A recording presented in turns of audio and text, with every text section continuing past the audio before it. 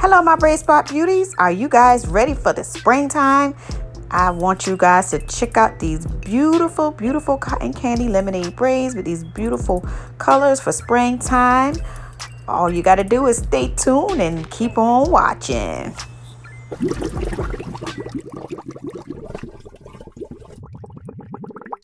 It's your girl, Rob, and I'm bringing you love.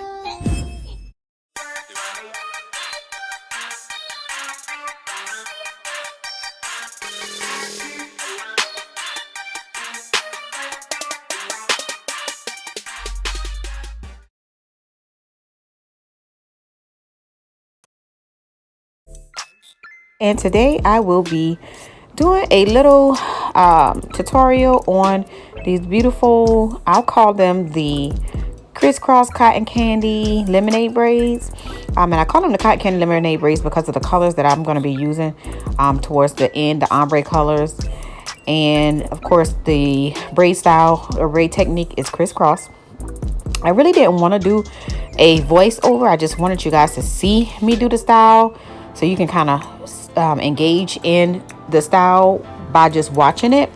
But I know that there are some parts of the video that needs a little bit of explanation, and I'll just go ahead and start with what I'm doing now. Normally I have my client's hair washed and blow dried straight, but we decided to just wash and use her natural texture hair because we're trying to, this is my daughter, and we're trying to use less heat in our hair.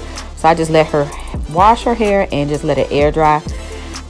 So what I'm doing now is I'm just laying down the foundation for the side that the braids are going to lay on. I only wanted to do about 3 rows so that it'll just not have that many braids, but her hair is so thick.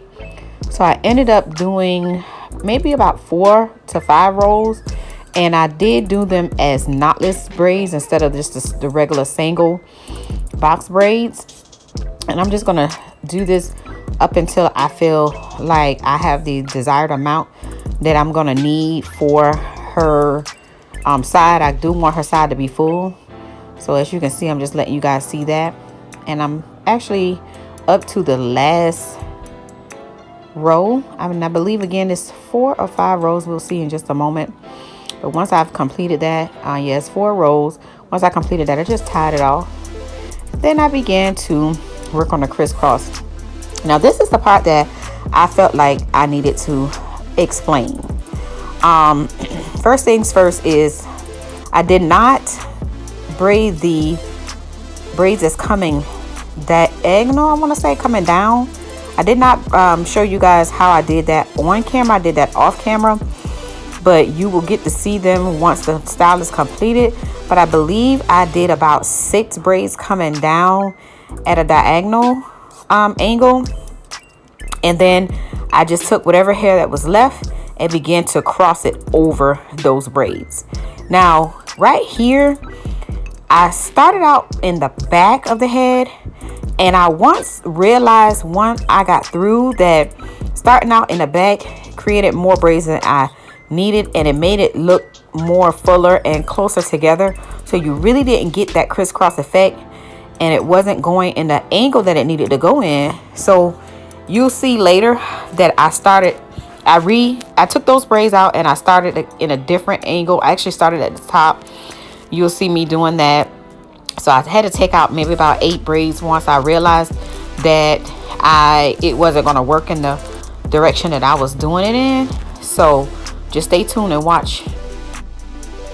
And as you can see here in this area, as you can see as I part, I'm actually parting in between. And this is something that I forgot to mention earlier, is that when you do braid the braids coming down diagonally, you will have to leave some space in between each braid in order to crisscross. And here is when I started to braid from the front instead of the back. I've already taken out the other pieces. As you can see, the hair laid on the bed. It's all crinkly, so that's why it's all crinkly, because I took those out to redo them. And it is a new day. As you can see, you guys, I am well, at the time I was 8 months pregnant, so I had to sit in the bed to do my daughter's hair because standing up was so hard for me. And so that's what we're doing. I've started from the very first braid, and I'm working my way back to the back so that I can actually see the way the braids are crossing. As you can see, those braids that are braided diagonally are going back. You can see where I left out the spaces so that it will be able to crisscross. So stay tuned and continue to watch. I'll be back with another important tip.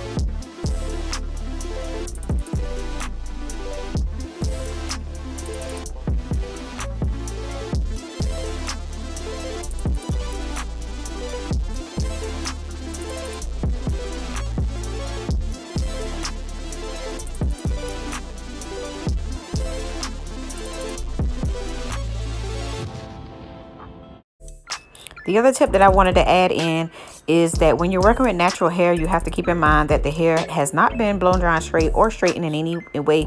So you're going to get some hair that's going to be tangled up. You want to make sure that you are detangling it as you go along, so that you can get a flawless braid, a smooth braid. The more you know that the more hair you add in, the thicker that braid gets. And so you want to be able to condense her natural hair down so that it can show that crisscross effect. And as you can see, I am pulling and straightening as I go. And you're going to see how beautiful that crisscross effect looks once I'm done with this braid. As you can see, I am adding in and feeding in small pieces. Yes, I am happy. So it was right at this point where I decided to go ahead and start working on the back half, because I've done the front half in a certain angle. So I wanted to work on the back half to make sure that it's not going in the wrong angle, and to make sure that I don't run out of hair when I get to the bottom. Because of the crisscross effect, you could easily run out of hair to braid up and it won't reach the other side. So I just went ahead and start working on the back. Just continue to watch as I complete the back part.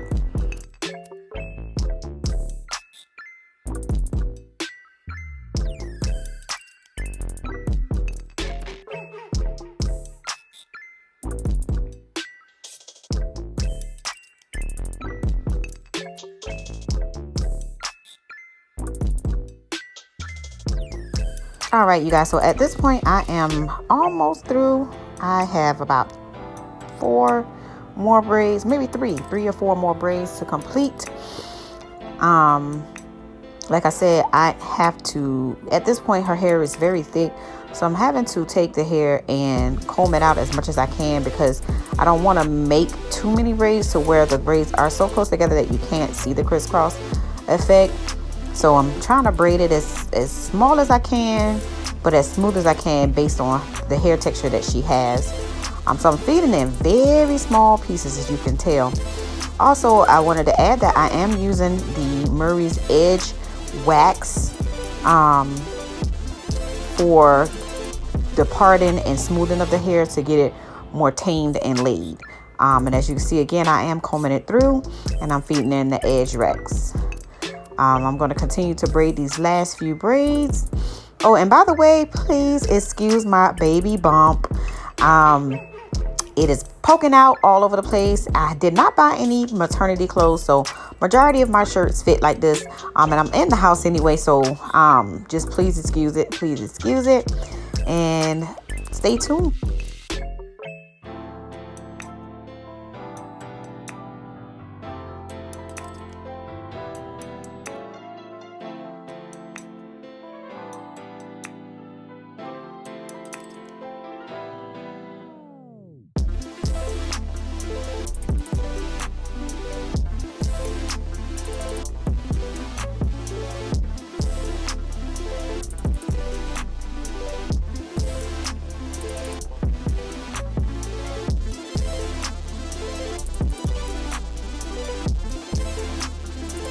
We are on our last braid, you guys. I am so excited for the style, for you to see this style.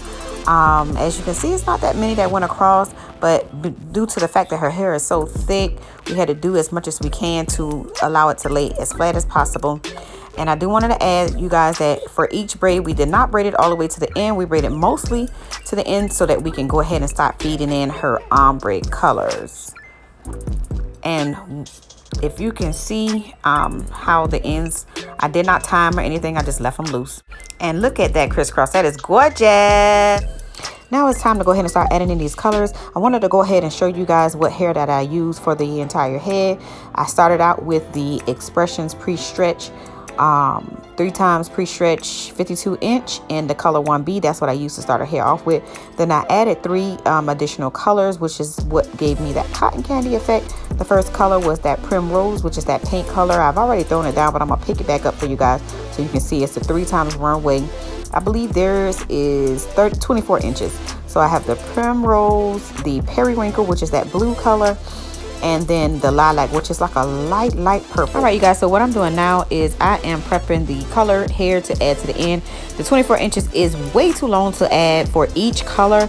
If I had added those colors in fresh from the pack, her hair would have reached all the way down to her ankles. So what I've done with each color is cut them in half, and then I pre-stretched them, or I stretched them out myself, so that I can get it to the desired length that she wants, which is maybe waist length. And as you can see, my little helper in the back, she has been helping me the entire time while I was doing the style.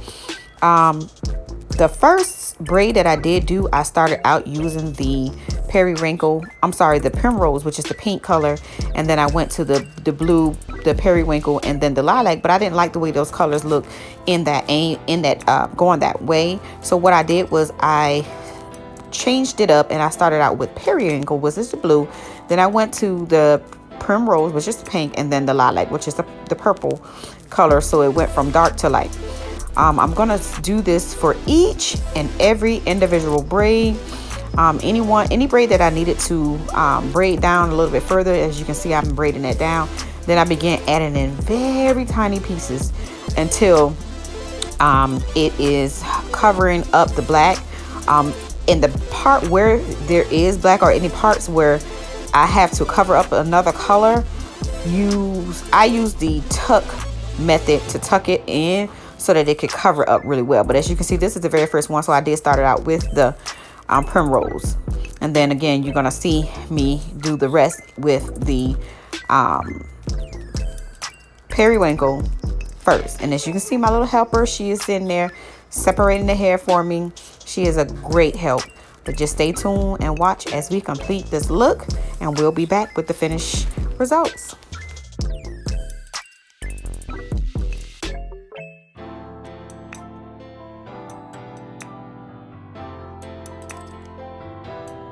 All right, so we are all done and added in the colors. As you can see how they blend in together. Look at this beautiful cotton candy look. We're going to go ahead and get our hot water and dip it. We're also going to add some mousse to seal those braids down and seal them in and make them look as fresh as possible. My little helper was holding the camera, so if it is a little wobbly, it's because she's been trying to keep it still and do what she needed to do to make sure she got the top and the bottom of the braid. These braids are so gorgeous and flawless. So we put the mousse on, we dip the ends in hot boiling water, and we are done with this look. Stay tuned for the final pictures or video.